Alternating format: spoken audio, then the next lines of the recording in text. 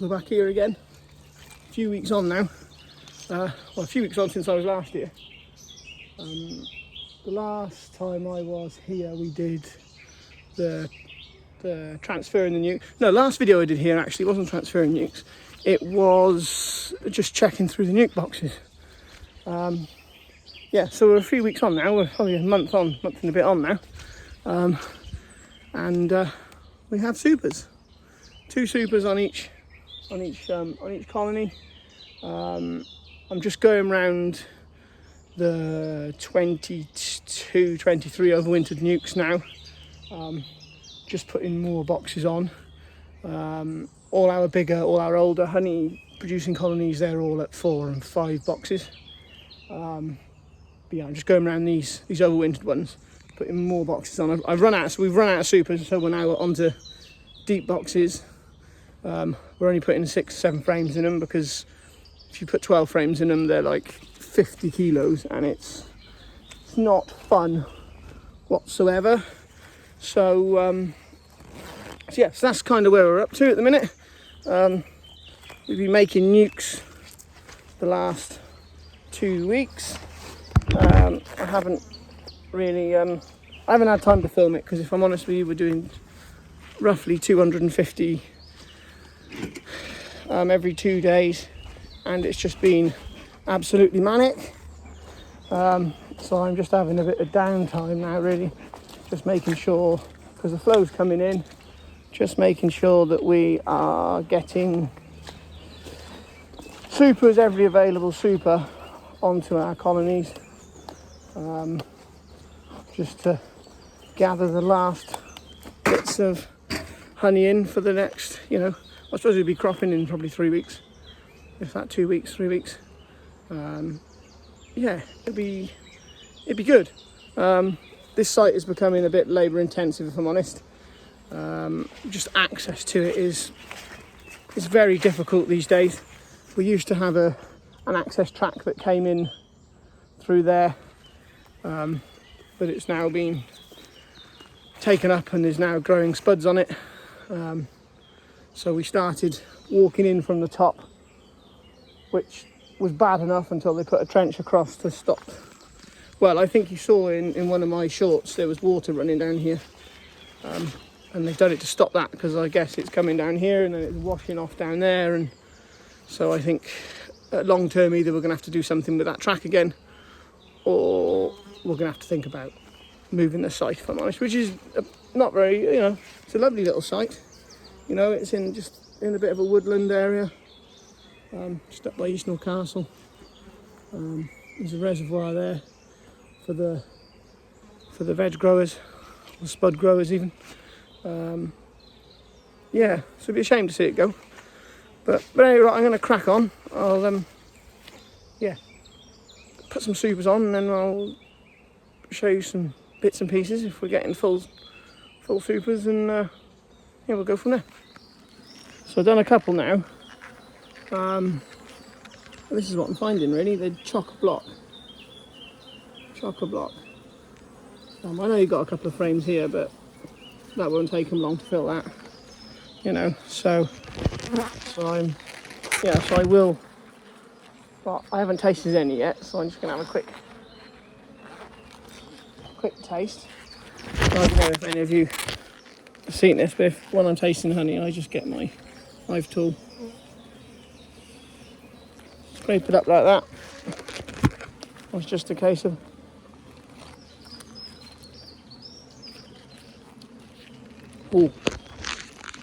that's nice, that's quite smooth.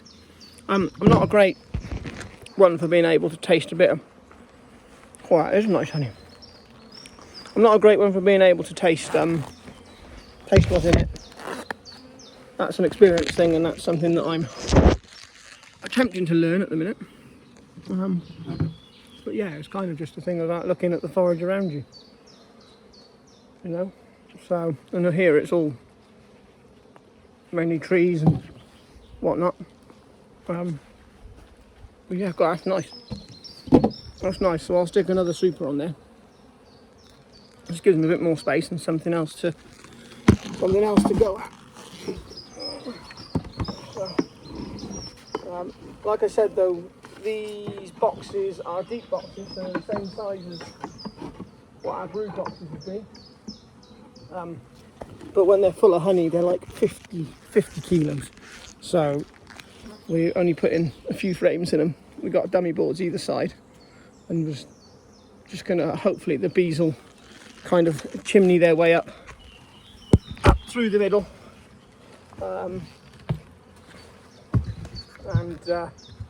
Yeah, we can start putting honey into them then. So, yeah, no, seeing a good crop here, seeing a good crop. Good crop, or as good as it's going to be, because they've got no more space left. I've got a brick there, but that might go over, so. Oh no, I don't think you can. Yes, you can. So, it's just a case of putting boxes on every hive. Oh, what's that? That's a nice busy hive. A nice busy box of bees. All my meticulously working. All that lovely white comb. Just get a puff of smoke. Just get rid of them.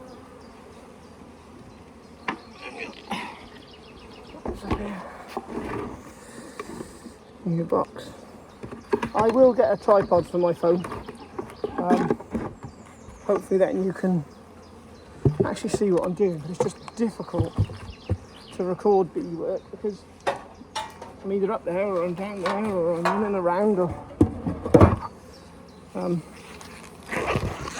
I should really just get my GoPro working again. And then, because I got all the kit for that, but I don't know, it lets me down too much. So, I'll open another one. See what we got.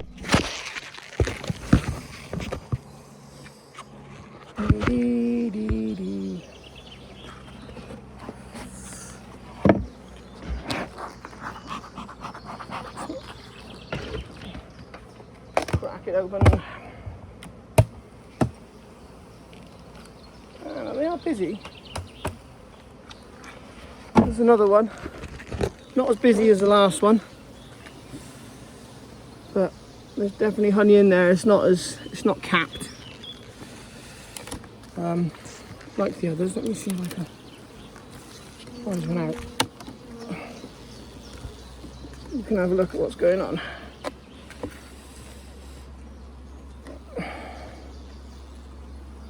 Okay.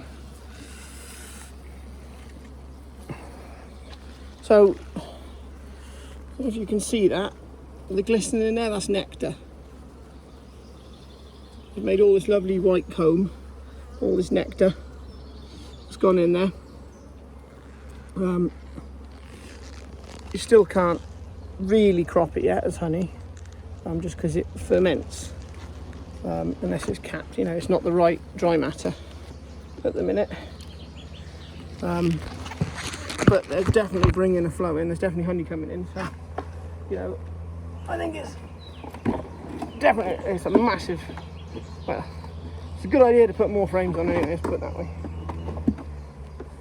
And now I'm just baffling. But I thought I'd open 4 with you so that you can actually see that I don't just open one and just talk a load of rubbish. Well, I do talk a load of rubbish, but you see me doing something. So. There you go.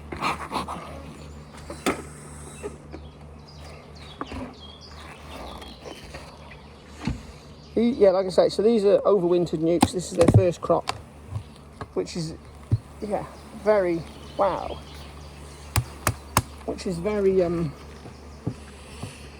very good really, because last year when we had our say 21 overwintered nukes, very busy once again, they didn't pull a crop in like this. They were very slow to get going considering it was such a hot spring last year.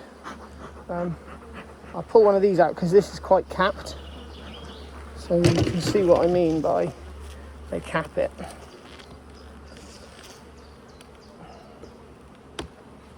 So So you put a wax capping over it to protect it. That's probably the easiest way of explaining it. So I just want to roll any bees. So they've just started capping this frame. You see they got little wax caps on them over the cells. So, and then they should be, oh yeah, they are bringing nectar in. This is quite an efficient hive of bees because they're capping it as they're bringing their nectar in. Whereas the other ones, they were just, they were bringing nectar, well, they've got a flow somewhere and they're just quickly bringing nectar in. I'm not one for all the scientific dumps. I've read it, I get bored of it, so I just, hang on, I think put soup on there, chatting too much. So I just, yeah, not make it up, but just try and explain it in a very simple way as to what the bees are actually doing. Because beekeeping can get very, very complicated very, very quickly. More complicated than it needs to be. You know, bees have been doing what bees have been doing for thousands and thousands of years. And we don't need to tell them what to do. They just do it. So right, we'll go to the fourth one now. The fourth final one on this stand, and then I'll put you all out your misery and turn the camera off for a bit. So, what's this lot doing? Should we have a seat?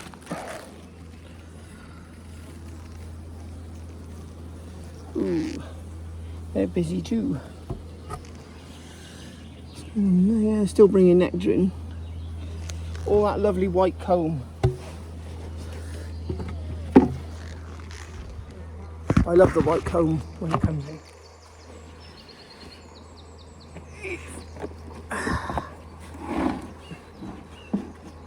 Just the stuff.